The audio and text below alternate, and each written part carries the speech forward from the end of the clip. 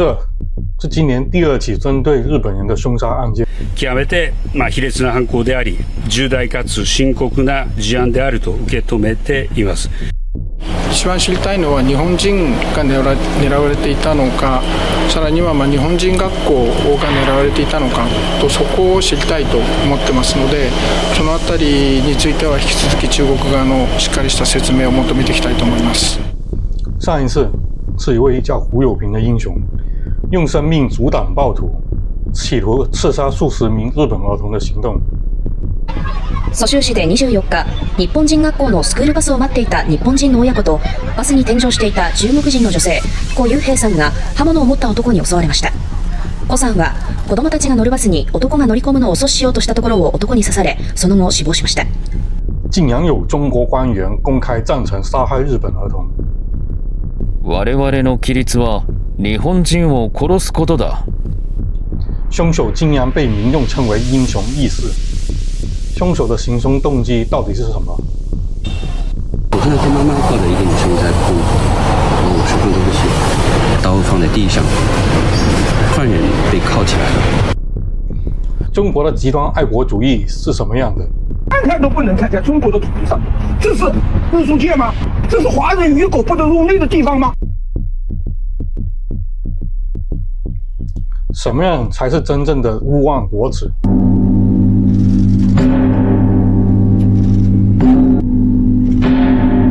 在中国的日本企业未来又将如何？中国老百姓是反对这种做法的，反对仇恨教育。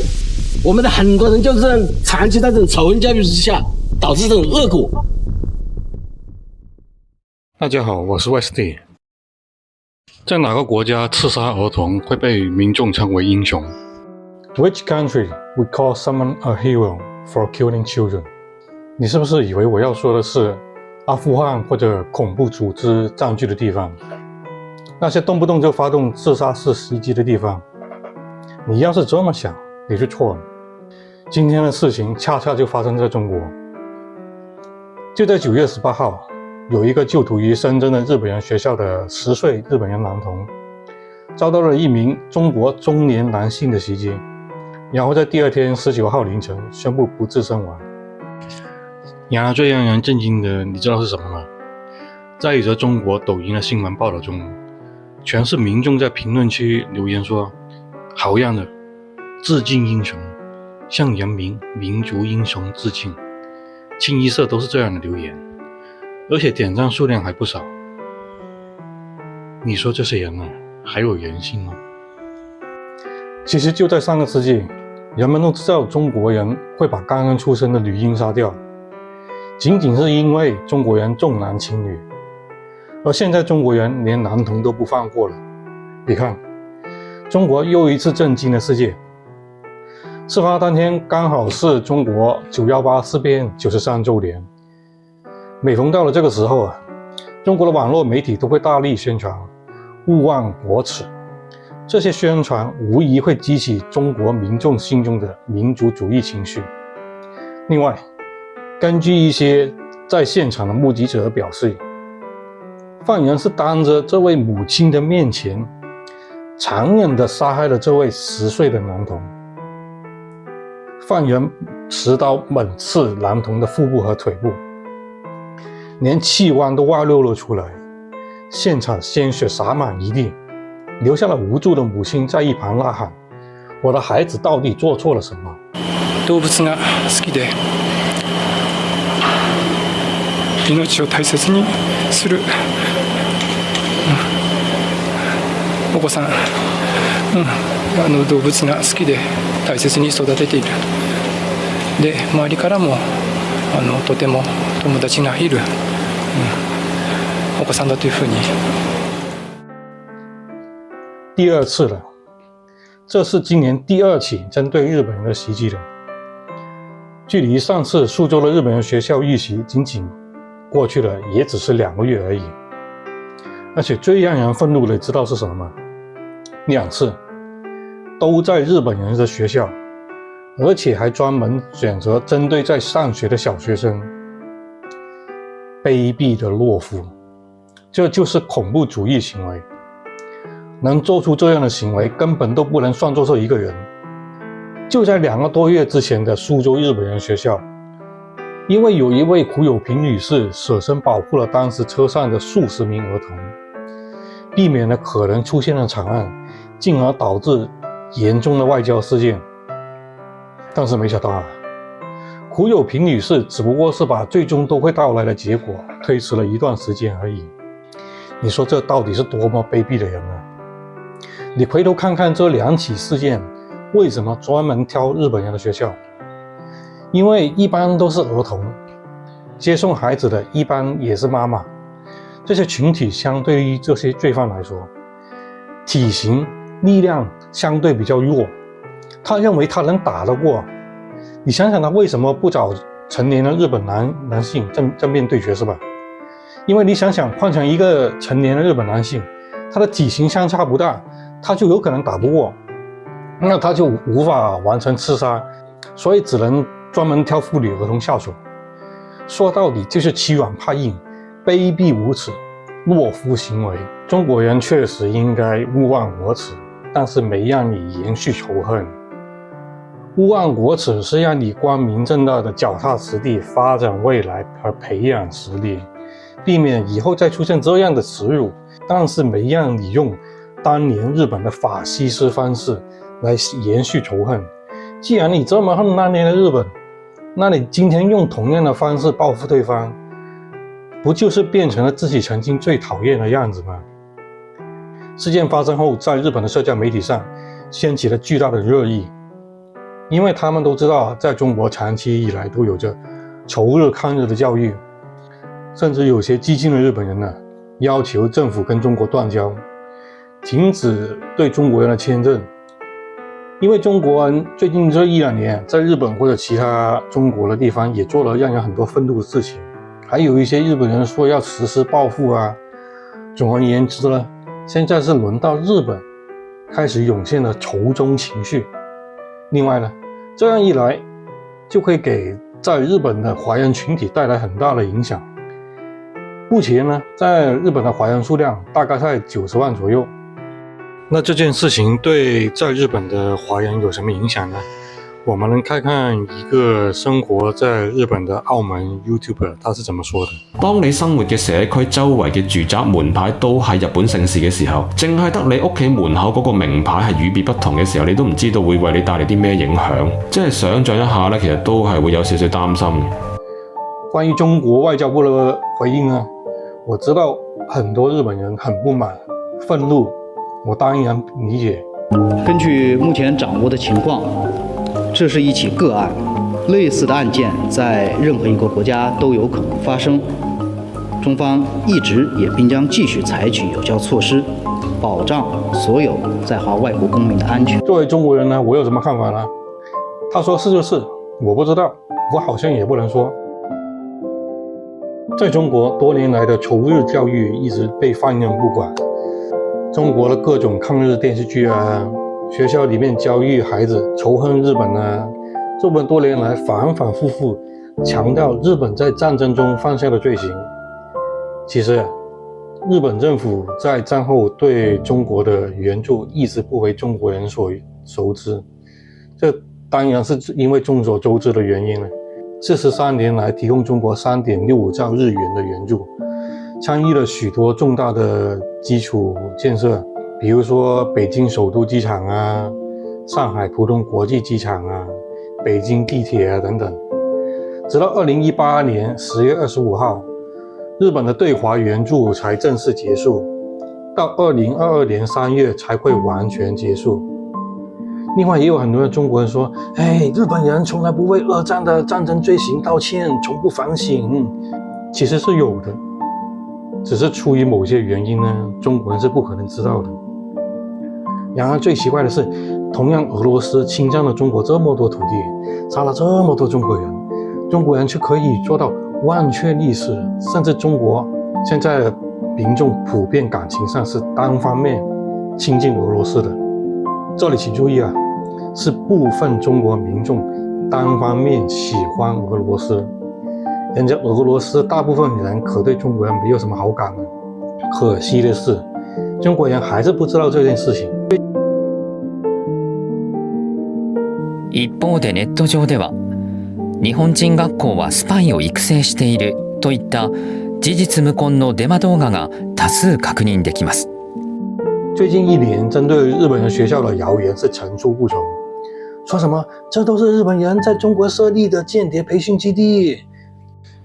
其实是因为这些外派到中国的日本员工一般不会在中国待太长时间，可能就2到3年或者5、6年就回去日本了。这些刚到中国的学生一般也不会中文，你想想啊，别人到了你中国人的学校怎么学习是吧？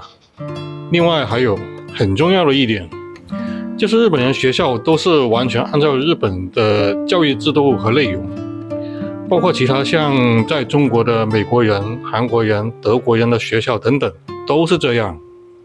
再说，要是没有政府的批准，那这所学校是怎么建起来的？这些谣言能够盛行，不就是因为现今中国没有逻辑思考能力，一味无知的人还有很多吗？日本人在二战时犯下了罪行，的确，日本人在二战的时候做过了很多惨绝人寰的战争罪行，比如说731部队啊、南京大屠杀呀等等，这些都是事实。但是为了让大家仇恨日本，甚至不惜制造大量的谣言，反正是没有的也给它创造出来，就是要把日本人塑造的越坏越好。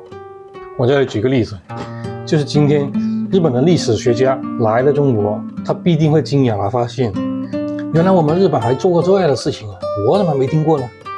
我一个研究历史都不知道这种事情。其实这就是中国人普遍存在的被害妄想症。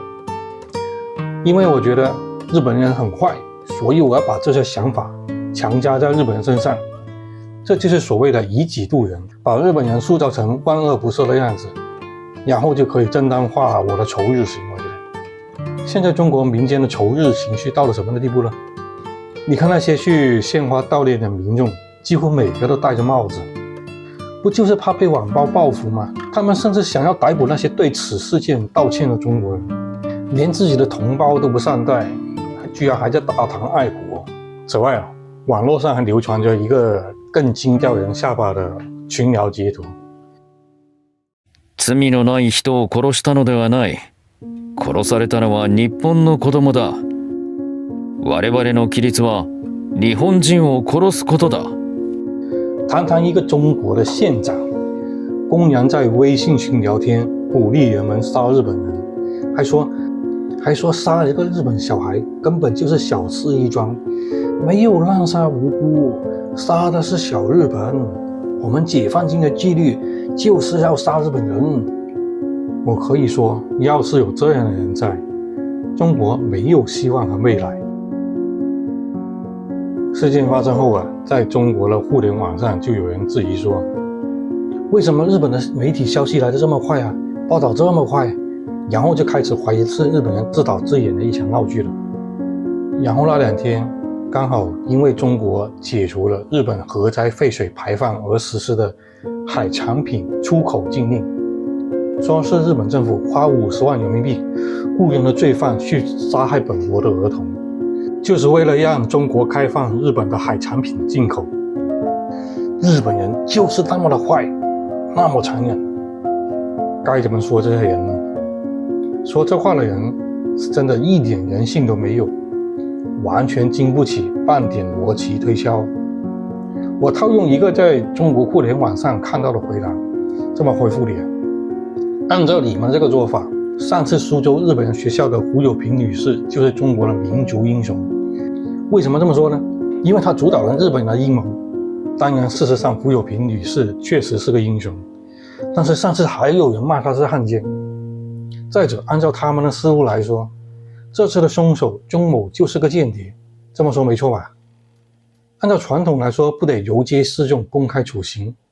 其实我觉得吧，这些人不向受害者表达同情，谴责罪犯就算了，因为我觉得这是一个人最基本的善良。再说，这起案件又不是你们这些中国人参与的，你维护罪犯干什么？你为什么觉得面子挂不住呢？集体主义思想真的是害人不浅。另外还有中国人列举在日本的华人遭到杀害，试图正当化仇杀行为。首先呢，经过某位博主的仔细分析以后，发现没有一件是针对中国人的。另外，如果是真的针对中国人的犯罪，中国的媒体当时为什么不报道？你要是真的关心你的同胞，你就要像今天的日本媒体那样，让中国的媒体去仔细报道，然后调查，而不是等到了今天的事件出来之后才搬出来说，看起来就好像是在合理化这种行为，或者是推脱责任，懂吗？首先，在分析行凶者的动机之前，我们需要知道的是，目前中国的社会的爱国主义是极端的、畸形的。那简单的来说是什么样的呢？因为身为一个中国人，你就必须热烈拥护和爱戴中国的一切。日本就是中国人不共戴天的仇人，天然就是水火不容的国家。所以呢，日本就成了中国人心中几乎一切不满的替罪羊之一。其他还有像什么美国呀、英国呀、韩国呀、加拿大、澳大利亚也是。一个人活在这个世界上，总要有一些目标或者意义。特别是中国底层百姓中，他们反而是最爱国的一个群体，因为他们大部分人都没有什么物质上的财富，或者说精神上的财富也不多，甚至一无所有。其中呢，爱国主义是最廉价、最容易获得的。爱国主义让他们拥有了归属感和认同感。当然了，这种爱国主义基本上是极端和畸形的。到目前为止，中国官方还没有给出凶手的作案动机，包括上次苏州行凶案件的也是一样啊。那既然没有，那我们就在这里大胆猜测一下。大家都知道啊，最近这几年中国的经济情况不是很好，所以造成了很多人现实生活中他过得并不是很好，特别是中国底层的老百姓。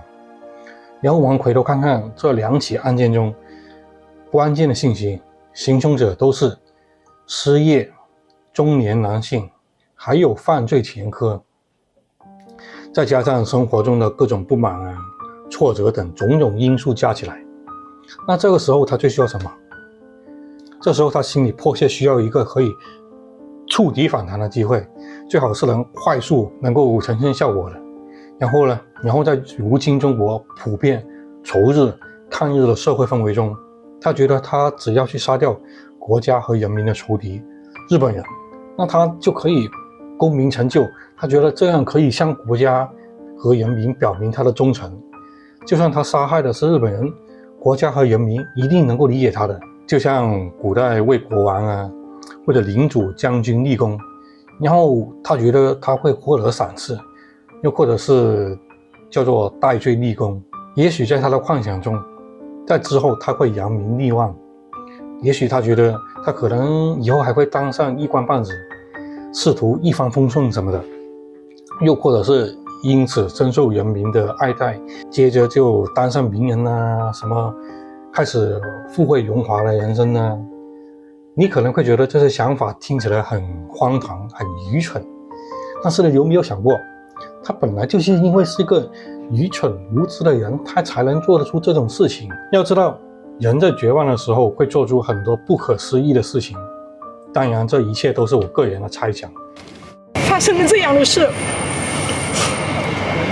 这是反人类的一种事情，太难过了。